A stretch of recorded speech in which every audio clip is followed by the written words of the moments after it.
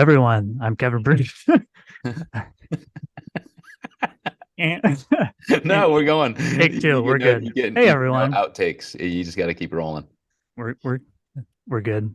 You'll find that a lot with me, everyone. So welcome to the Flexible Dieting Podcast. I'm Kevin Brunacini here with Austin Kiergaard and Joe Klemczewski and my dogs Layla and Jasmine. So today's topic is I want to do kind of not an addenda, but a part two to self-monitoring that was previously done.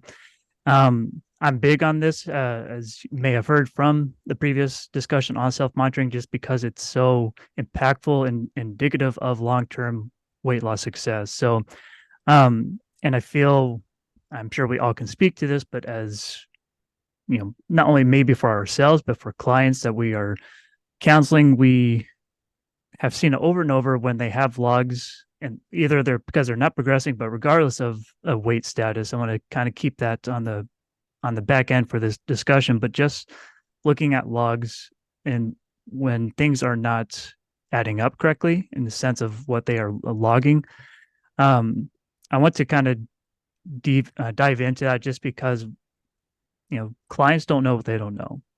So just them logging is, I mean, that's incredible just with that itself, but just logging is not necessarily meritable in the sense of being accurate and precise. So that's where I want to kind of dig into so that clients know what to look for, and also, for coaches, what should we be looking for, which I also help will translate to clients as well to be aware of these things for themselves. So, Austin, if I can throw it to you, and Joe, it's going to be more or less the same questions, especially if you have more to add to his response. But Austin, the question is, what are red flags when it comes to nutrition logs? Whether it's, there's a discrepancy with the numbers themselves, a rounding issue. I don't want to give away too much, but what are things that you look for that are potential red flags when looking at clients' logs?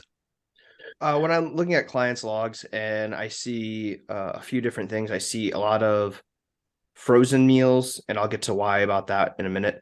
A lot of frozen meals and a lot of going out to eat at restaurants. So with the frozen meals, you can find relatively healthy meals. I'm not against that, but if they're reliant on a lot of frozen meals because they're like, oh, it's a way for me to get my vegetables and things like that, and that's good, but it's also incredibly high in sodium.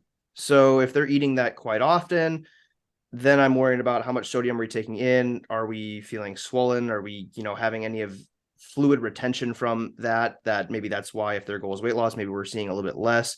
Can we, compromise a little bit, maybe have a couple frozen meals a week versus like 3 a day? And can we look for like lower sodium options in like vegetables, like low salt canned vegetables, things like that?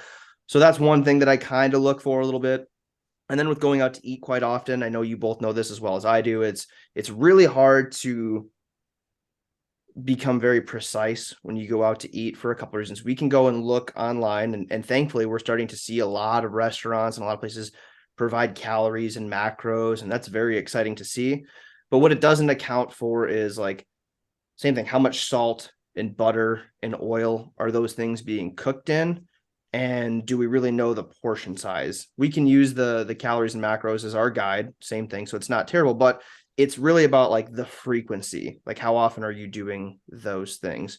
And then another one I look for is when they have other things like, oh, I had a piece of chicken, I had a bagel, things, those are really like, that's good. But if we're struggling and we want to be more precise, it might come down to like, okay, well, how much of the bagel did you have? And not to get super anal and technical about it, but did you weigh the bagel? Was it really the 60-gram serving, or was it 75 grams? And you just said, well, I had one bagel because, and that stuff adds up over time. Now, again, that's more like very detailed, but it just are some things that if someone's really struggling to lose weight, I look at those things because I think those are things that are pretty easy to make a change. And that's kind of why I provided some of those examples earlier, is switching to lower sodium options, maybe eating out a little bit less. We may have to weigh our food a little bit just to scrape off a couple grams here and there, because maybe those are the things that we're missing. So those are a few things that I look for right away. Yeah, no, I don't want to respond with my response just yet, just because I don't want to take away what Joe might have to say, and probably will validate my response anyway. So, Joe, do you have anything else to add in terms of those red flags you may have picked up over the years and what those look like? Yeah, I think that's a really good list. But first, I want to say, just conceptually, I like that you said, Kevin, I'm really big on self-monitoring, because that shows an academic concern for people's accuracy, which is because you care about their progress. Nobody wants to help a client and then they flounder, they're frustrated, and they just don't get to their goal. So all three of us understand the accuracy and the objectivity of tracking food is foundational, because that's just the first step. Quantity over quality. You have to know what you're consuming or you're not going to get there. So then you get into the details, and Austin mentioned a bunch of them. I want to skip kind of to the end for a second, just to frame out the whole conversation, in that when I certify or mentor coaches on the physiology of nutrition and metabolic science, oftentimes when this question comes up, which we use intentionally in case studies, what do you do if a client stops losing weight? What if there's a plateau?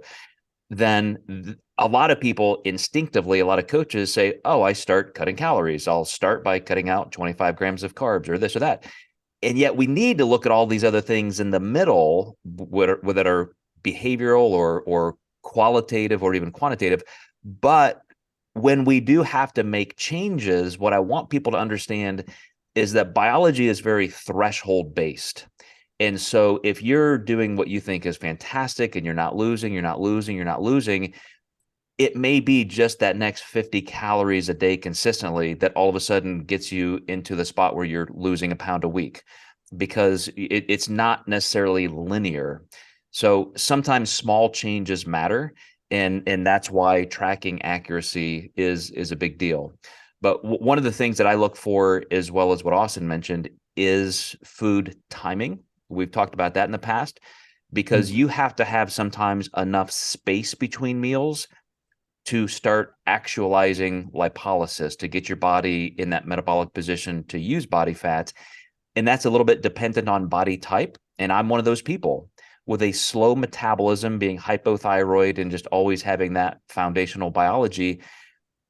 I can eat the same amount of food, but as soon as I start waiting 4.5, 5 hours between a couple meals a day, instead of eating every 2.5 or 3 hours around the clock, my body has a chance to really get into fat stores at a more consistent level. And even something like that can help. So looking at your food logs or tracking app, whatever, or even journal, however you're tracking your food intake, a lot of things matter besides just that bottom line. I appreciate you saying that, Joe, regarding your first statement on self-monitoring, and just, I know we all value the importance of it. But I appreciate the compliment, just because, to your point, so often it's just a knee-jerk response of, if a client is not predictably losing or just progressing, just pull the rug underneath them and drop calories. And it may be ultimately that's what happens, but it's clinically it's reckless, because it may not be it may not be the best step, without analyzing other, in most cases, probably logical, practical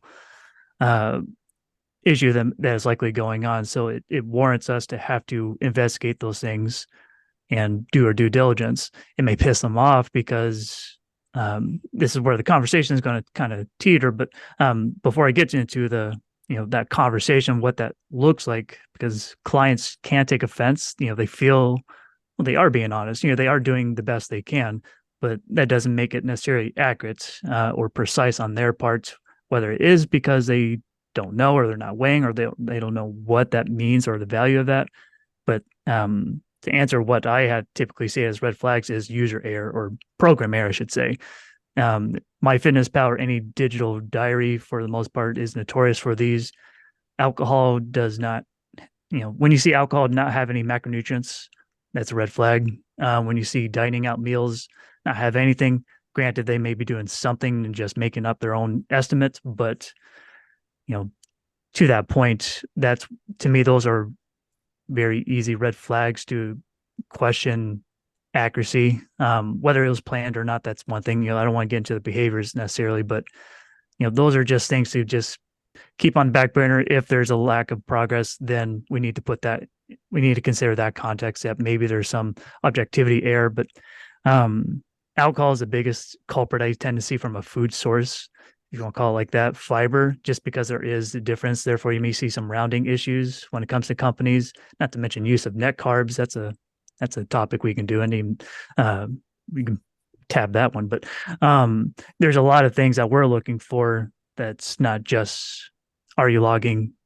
Are you weighing it out? If not, you're a piece of shit.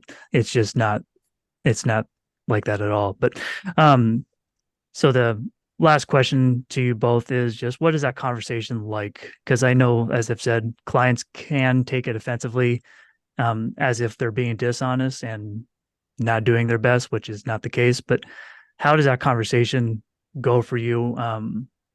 This is speaking more to just for coaches, so they have the understanding of how they should be approaching clients, assuming they hopefully are doing this compassionately. But how does that look like for you, Austin, when there is a discrepancy? How do you go about it in a compassionate but nudgy way, if that's a word? It's a great question, and you're right. It is kind of a sensitive subject because, you've been working with this client for a while, and they are tracking, they are trying to make the changes necessary to see their results, but something's just clearly not working. I know in a previous podcast, we talked about all of those different factors that we can look at. So I like to go through that list.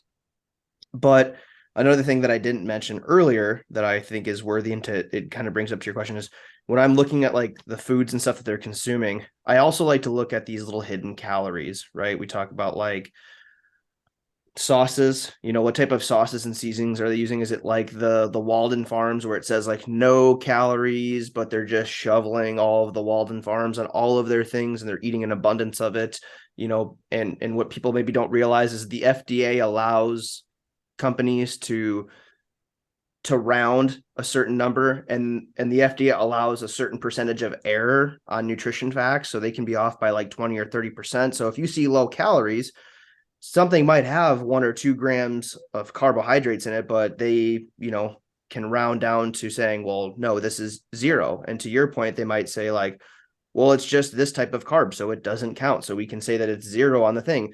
And if someone is using a ton of that, then that's something that I'm like, hey, it looks like you've been doing things really well, but I'm kind of questioning this sauce or this seasoning. Would you be willing to try something else? Can we switch to more spices and herbs, something that's a little more controlled, that we know may not have these little hidden calories in there? And sometimes that's an easy part to the conversation.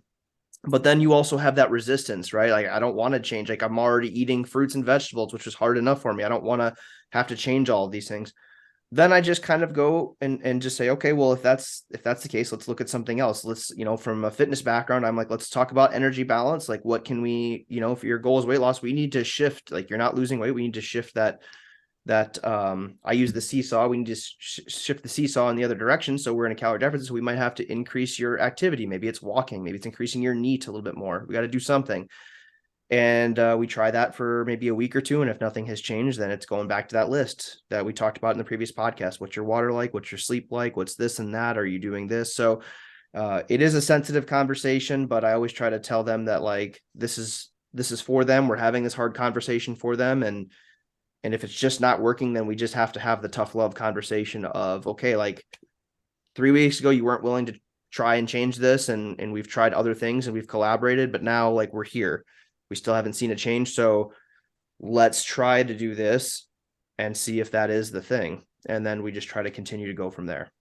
Thanks for that, Austin. And I'm glad you mentioned that about the little subtle type of calories. Because I remember Joe always years ago mentioning about a client of yours had bubble gum, and they ate the whole thing, and just it was unaccounted for because it's bubble gum. But over eating a whole pack of it a day accounted for 40 grams of carbs, of which that's a big deal, or potentially a big deal. So those little things can add up. But nevertheless, directly to your response, you're starting with the strength of, validating what they've done, what they're doing well, and then just offering a suggestion.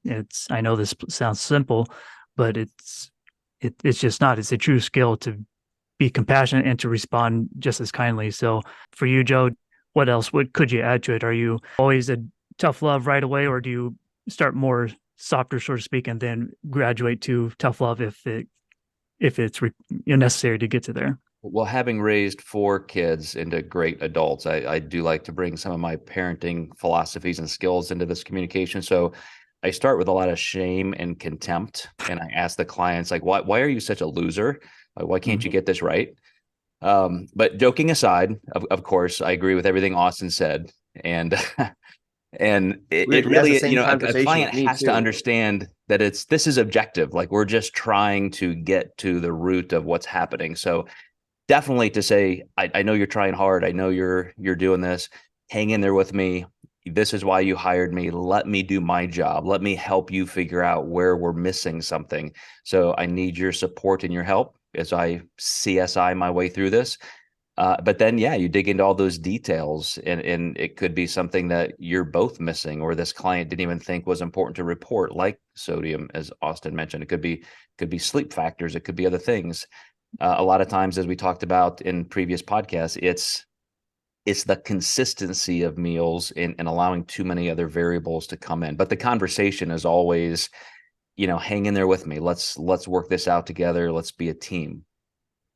Couldn't agree more with both of you. And it's obviously not surprising. The compassion is what's going to, being direct and sincere, but being compassionate still as an underlying tone is always going to drive change forward. So, and that's the ultimate goal that we're aiming for. So, and to close, I'll say this, for clients, tell yourself that when this circumstance does arise, it's important that what we're asking is just clarification rather than having to feel like it's scolding or criticizing.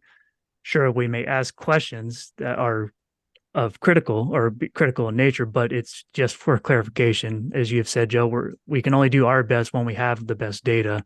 So it's our job. Trust us to help.